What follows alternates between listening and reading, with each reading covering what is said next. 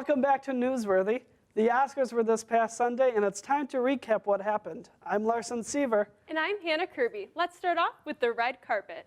Emma Stone didn't just win an Oscar Sunday night, she looked like one. This seemed to be the trend this year. Attendees including Dakota Johnson and Jessica Biel also wore gowns in gold tones and metallic materials. Stone's dress was a showstopper and my overall favorite look of the night. The Givenchy garment embodied old Hollywood with its fringe and beadwork. It better look amazing because it took 1,700 hours to create. Larson, who do you think had the best look of the night? Well, I don't know too much about dresses, but I do know a good suit when I see one. And Damien Chazelle looked quite fly in his all-blue tuxedo, complemented with darker lapels, polished black shoes, and a silky white, off-white bow tie. He's topped it off with a white pocket square in the breast pocket, and suddenly I need one of those in my wardrobe. Ryan Gosling chose to follow the more classic route with a black and white tuxedo. However, he also tried to jazz things up a bit with ruffles that remind us of the 80s. Twitter didn't seem to love it much, but you have to admit, it looks quite sharp. Now, Hannah, what did you think was the least favorite on the red carpet?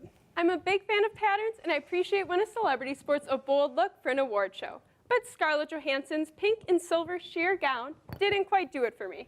The belt that cinched at her waist was grunge, and the rest of the dress was oh so flowy and fairy-like. Sometimes pairing two opposite elements works, but unfortunately not this time.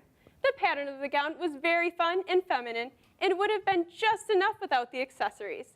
If that belt wasn't there, this would not have been my least favorite look of the night.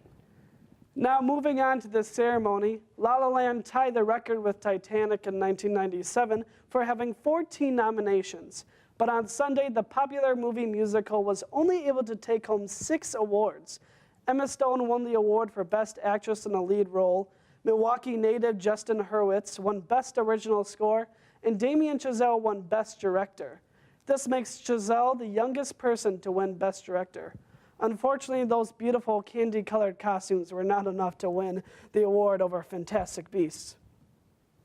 Here's a new concept, an acceptance speech solely focused on the winning artist's craft without a hint of politics. Viola Davis won the Oscar for Best Supporting Actress for Fences and gave a very refreshing speech. She thanked God, the Academy, her family, and her co-star Denzel Washington. Davis was in a tough category going against other greats like Nicole Kidman and Octavia Spencer. But she managed to keep her acceptance speech both honest and humble. And to top off the long night, La La Land did not win Best Picture. While producer Mark Platt was delivering the first acceptance speech, a stage manager walked on behind him, causing everyone else on stage to look around in confusion. It turned out that Moonlight won. Apparently, Warren Beatty had read the winner from the Actress in a Leading Role envelope. However, in a post-show press conference, Emma Stone claimed to have had that envelope in her hand the entire time. This whole mystery really threw the Dolby Theater into a state of confusion. I still think what really stole the show was an engaged couple that Jimmy Kimmel invited into the theater. Here's what happened. And that's a wrap on our Oscars recap. Now let's send it over to Katie and Blake for Politiclash.